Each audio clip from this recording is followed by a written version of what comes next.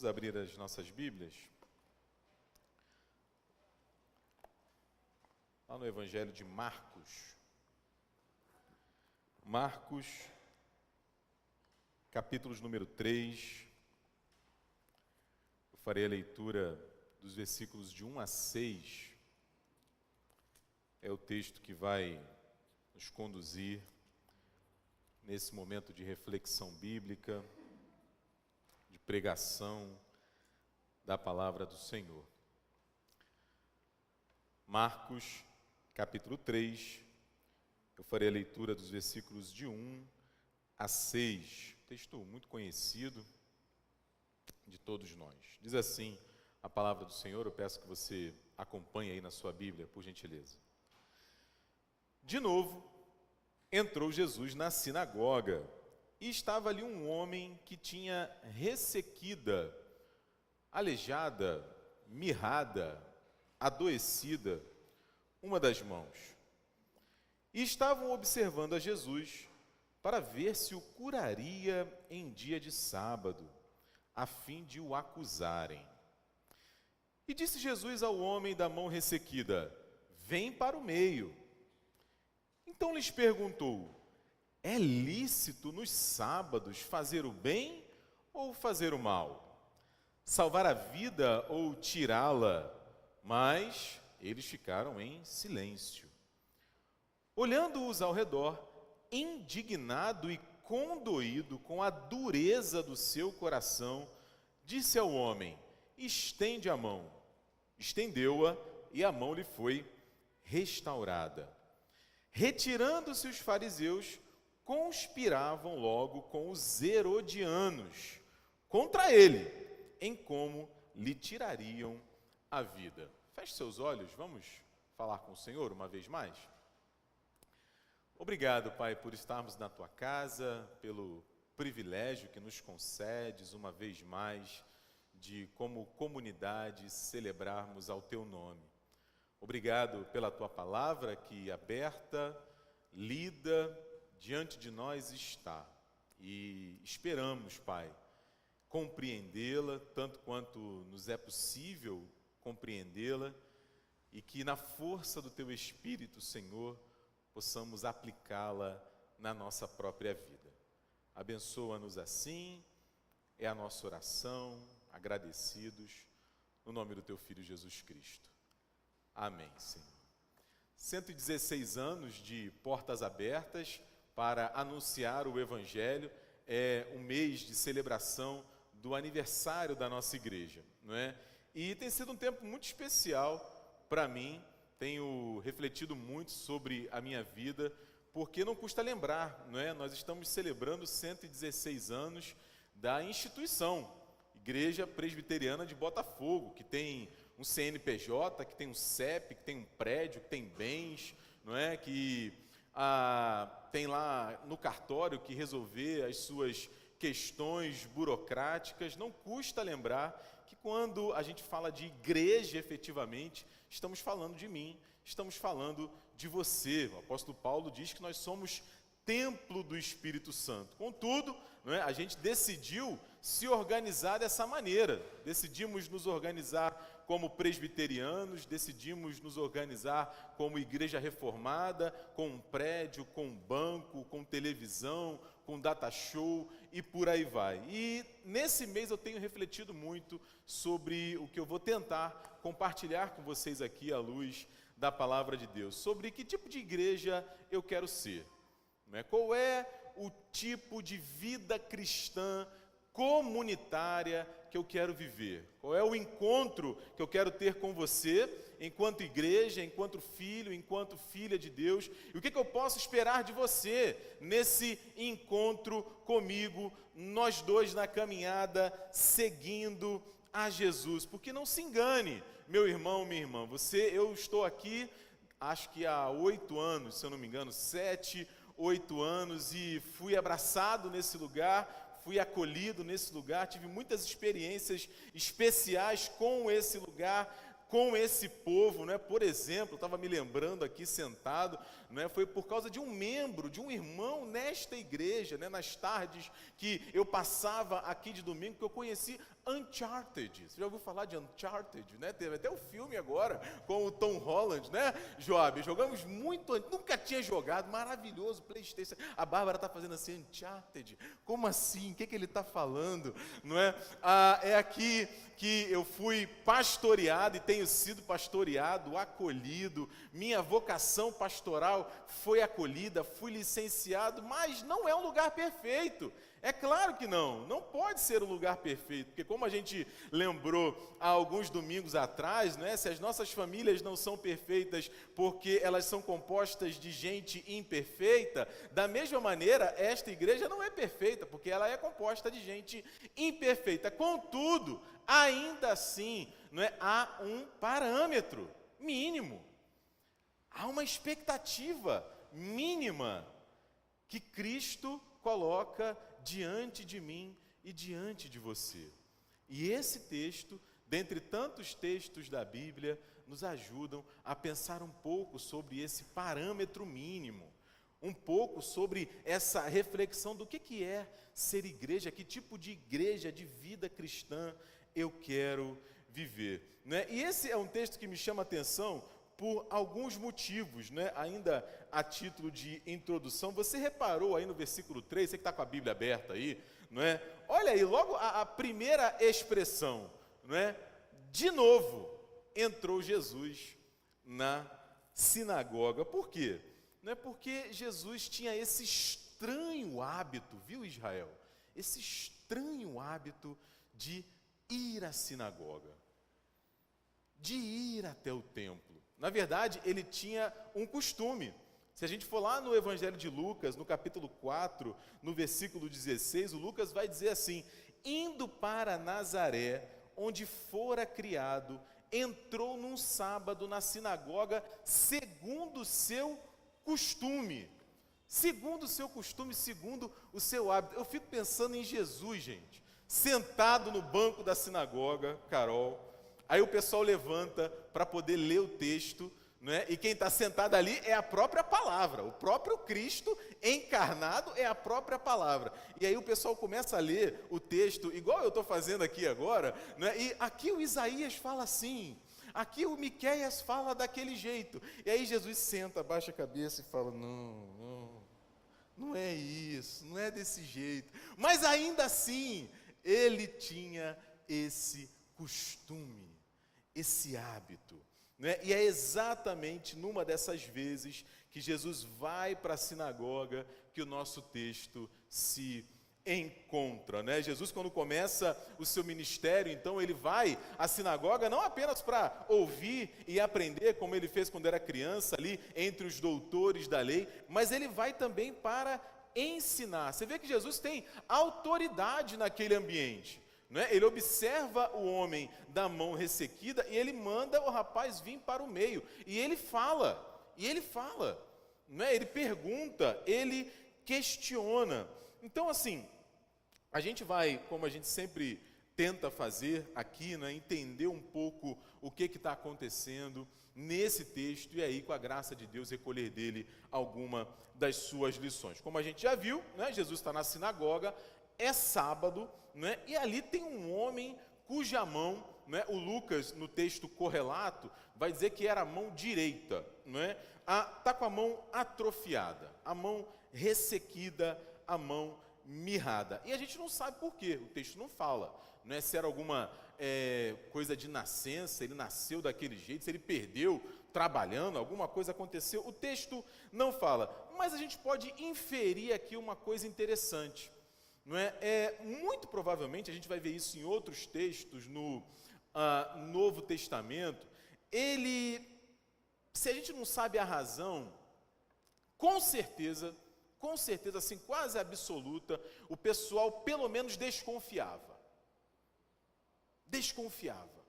o motivo pelo qual ele possuía aquela mão adoecida. As doenças naquela época, uma cegueira, a lepra, uma doença como essa que incapacitava, que debilitava de alguma maneira, geralmente ela era atribuída a algum tipo de pecado, Lembra do Jó? Isso vai acontecer com o Jó, né? Os amigos do Jó culpam ele pelo seu sofrimento. Isso vai acontecer em outros momentos nos evangelhos também. De modo que aquele homem, ele não passava apenas por uma doença física, mas de alguma maneira ele tinha que lidar também com o que eu vou chamar aqui de uma chaga social. Ele não estava apenas aleijado da mão, ele vivia também meio que alijado da vida comunitária, da vida social, porque quando ele passava, certamente tinha alguém que dizia, ali está indo um pecador. Porque não é possível alguém ter a mão daquele jeito sem que tenha algum tipo de culpa no cartório, algum pecado, ou ele, ou o pai dele, não, alguma coisa aconteceu. É até surpreendente o fato dele estar dentro da sinagoga, alguma insistência dele estava ali. Eu vou falar um pouco mais sobre isso daqui a pouco. O fato é que ele estava lá, ele estava na sinagoga, graças a Deus por isso, porque a presença dele oportuna ao Cristo trazer algumas lições para nós, que também está lá, que também está na sinagoga. Agora tem um outro grupo presente aí também que a gente vê no final do texto. Você deve ter reparado aí, o grupo dos fariseus. O grupo dos fariseus. E o que esse pessoal está fazendo lá? O homem, a gente supõe muito facilmente, ele está ali em busca de um milagre. Ele está ali em busca, no mínimo, de consolo, de conforto, de ouvir a palavra de Deus, alguma esperança, algum alívio para a sua vida. Jesus está ali para proclamar o Evangelho. Ele fala que essa era a missão dele, anunciar o reino de Deus. O reino de Deus chegou, arrependei-vos, crede no Evangelho. Ele aproveitava cada oportunidade que ele recebia para falar até a sua morte, até a cruz, inclusive na ressurreição. Aí os fariseus, o texto fala o que eles estão fazendo. A gente não precisa nem inferir, como a gente precisa fazer com o homem adoecido e com Jesus. O texto diz que eles estão fazendo o quê?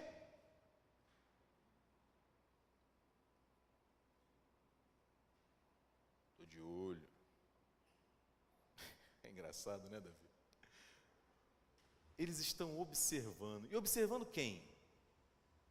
O texto fala, observando Jesus. Para ver se Jesus faz o quê? Imagina, né? Vamos ver o que ele vai fazer. Vamos ver, agora, fica olhando. Ele não vai resistir, ele tem que fazer o bem sempre.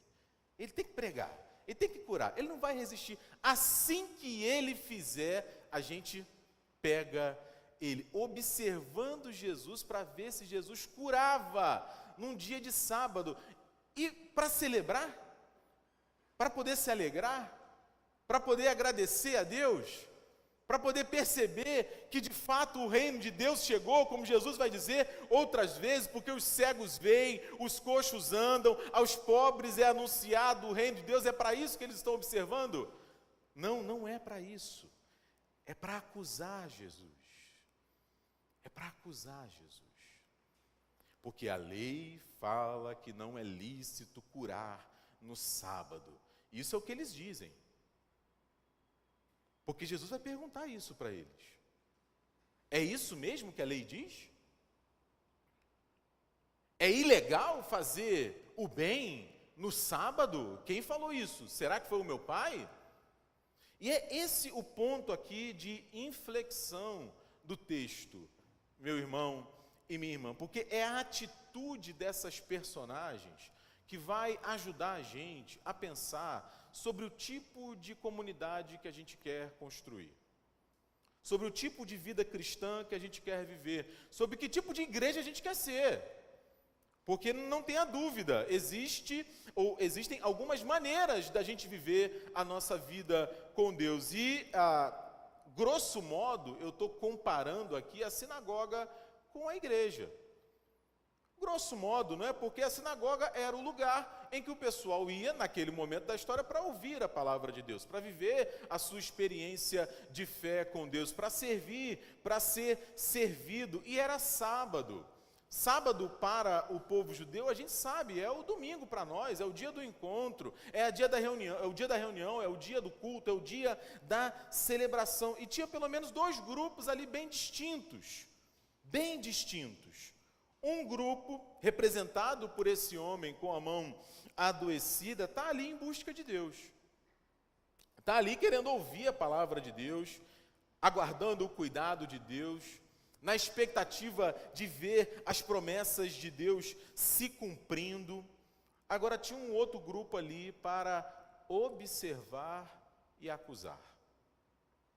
Tinha um grupo ali disposto a perseguir, disposto inclusive a conspirar para matar. E isso aqui é uma coisa muito interessante, não é? Porque aqui no texto a gente vê dois grupos inimigos, Ricardo, inimigos, entrando em acordo, porque os dois tinham um inimigo em comum.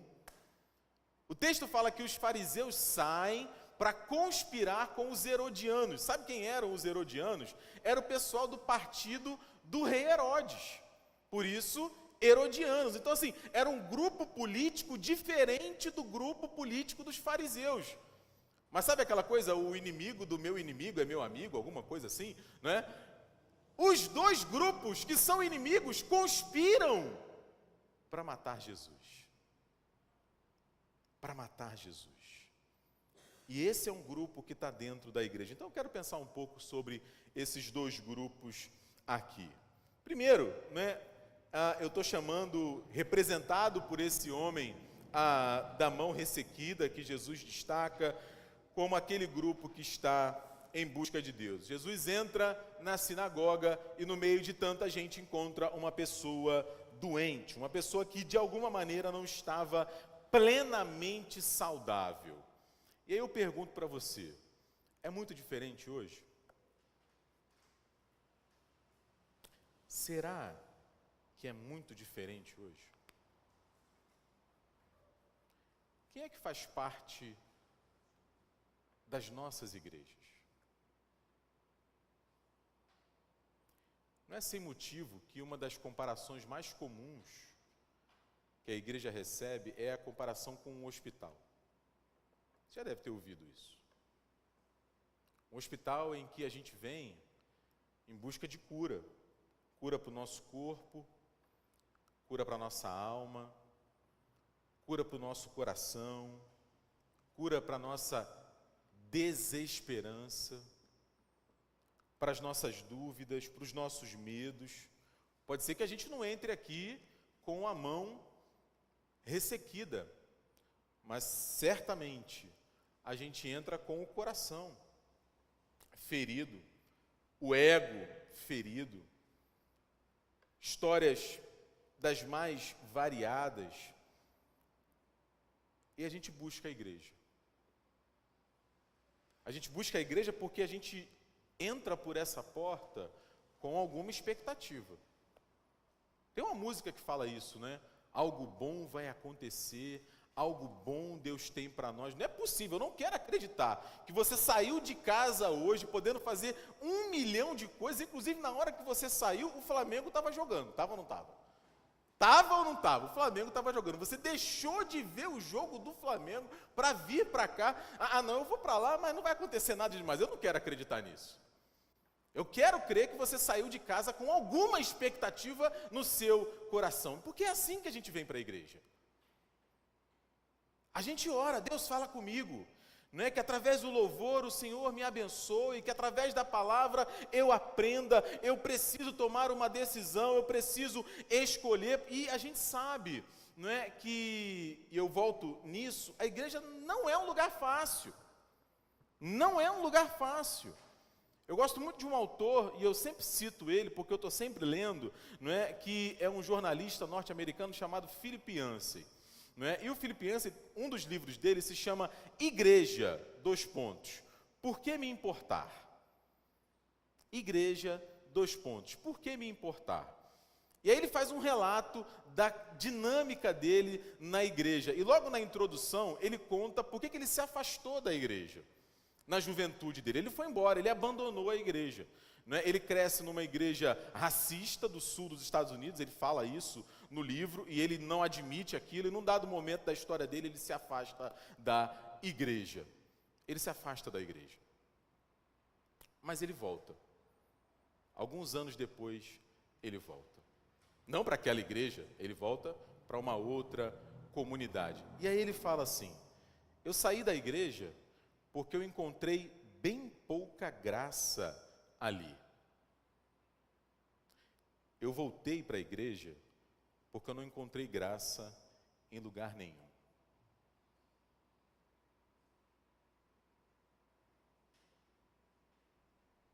Porque a igreja, meu irmão, minha irmã, ela certamente não é perfeita. Mas se ela prega a palavra de Deus com verdade, se ela ministra os sacramentos de acordo com a palavra de Deus, apesar das suas dificuldades, ela é o lugar por excelência em que a graça de Deus é distribuída. É distribuída. Aquele homem sabia disso. Aquele homem sabia disso. Por isso que a porta da igreja, ela está sempre aberta. Não importa que tipo de enfermidade a gente tem. O que nos faz entrar por essas portas? O que importa é a gente ter a mesma convicção que certamente aquele homem possuía. Estarmos em busca de Deus. Estarmos em busca de Deus. Agora, tem um outro grupo presente ali. E às vezes a gente se esbarra com esse outro grupo por aqui também. Por aqui é a igreja de Cristo. É a igreja de Cristo. Versículo 2 de Marcos 3. Estavam observando a Jesus para ver se o curaria num dia de sábado.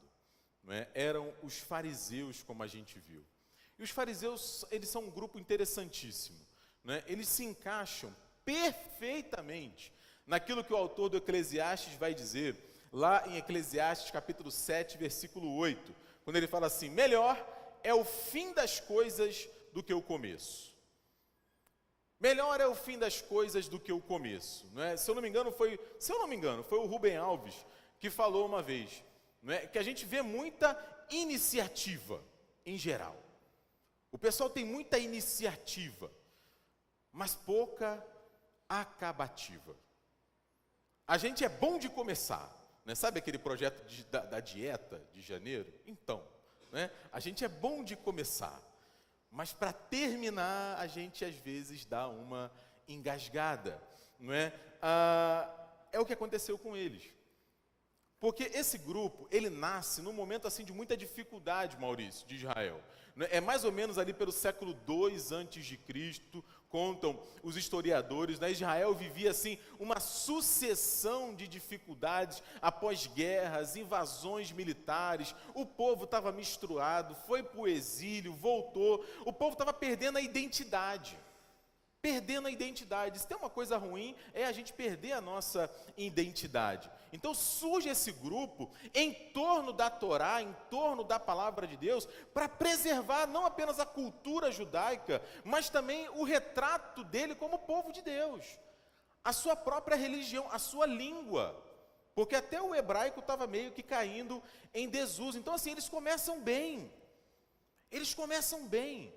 O apóstolo Paulo, lá em Filipenses, no capítulo 3, nos versículos 4 a 6, ele fala isso. Ele era fariseu, e um fariseu orgulhoso, mas o tempo passa e as prioridades deles mudam. É interessante isso. A gente vai caindo na rotina, e aquilo que maravilhava a gente inicialmente, começa às vezes a virar um peso, né? A Débora vai casar de novo, né, Débora? No sábado que vem, né? No ano passado, no meio da pandemia, ela e o Tagore fizeram uma cerimônia mais íntima, e agora eles vão casar com festa, com tudo, louvado seja Deus. É muito comum isso no casamento, né? Tem aquela expectativa pelo casamento. Aí a gente chega o dia, é maravilhoso, a noiva, o noivo, a festa, a lua de mel, e aí o tempo vai passando, os anos vão passando, e se a gente não cuidar das nossas relações, elas podem a se deteriorar ao longo do caminho. Numa comparação, é isso que acontece com esse pessoal. O tempo passa e a relação deles com Deus se deteriora. Eles deixam de estar preocupados com a palavra de Deus, com a vontade de Deus, e ficam mais preocupados com a lei de Deus. É o que eles chamam de lei de Deus, os seus ritos, os seus hábitos, os seus costumes, as suas tradições. É por isso que eles estão observando Jesus para acusar Jesus. Eles estão observando Jesus para acusá-lo. É interessante o apóstolo Paulo falando sobre isso, né? Sobre essa maneira como os seus conterrâneos judeus passaram a se relacionar com Deus. Você vai lá para a carta de Romanos depois, nos capítulos 9, 10 e 11, ele vai falar sobre o lugar dos judeus no reino de Deus. Tá bom, é interessante, Jesus veio, ressuscitou, né, a salvador do mundo, mas e o judeu? Como é que fica o judeu? Porque Deus fez promessas para eles. Tem o Abraão, que é o pai na fé, como é que fica isso? Precisa de Jesus o judeu também? Então Paulo nos capítulos 9, 10 e 11, ele vai discutir isso. E aí no capítulo 10, nos versículos 2 e 3, ele vai dizer o seguinte: olha, eu dou testemunho deles. Eu dou testemunho deles, porque eles têm zelo por Deus. Interessante isso. Eles têm zelo por Deus, porém não com entendimento. O zelo deles por Deus era inquestionável. O cuidado deles com Deus era inquestionável, mas era sem entendimento, vai dizer o apóstolo Paulo.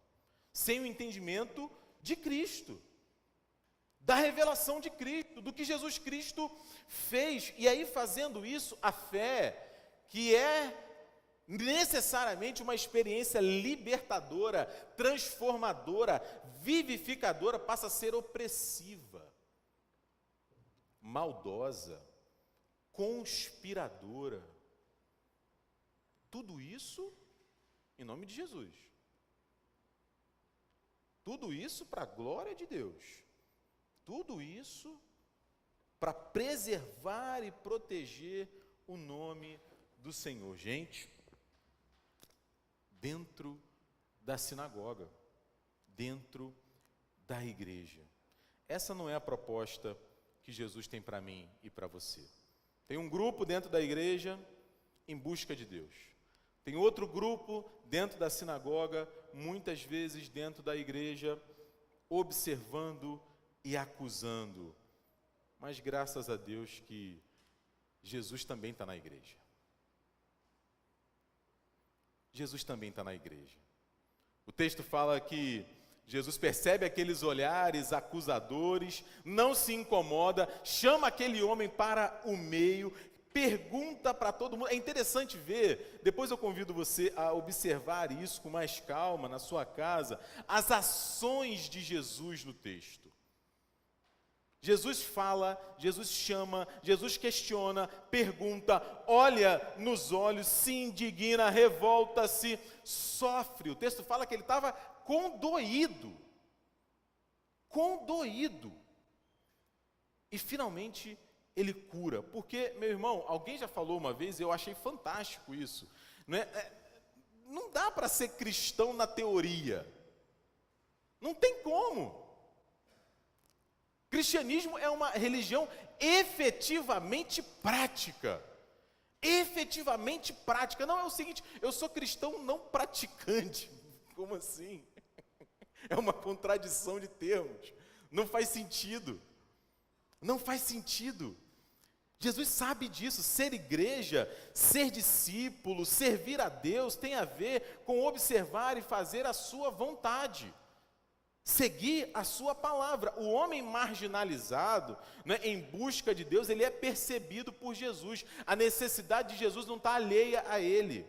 Da mesma maneira, a maldade no coração daqueles fariseus também é perseguida por Jesus. E em outras palavras, ele está questionando ali, vem cá, vocês não sabem o que a lei do meu pai fala?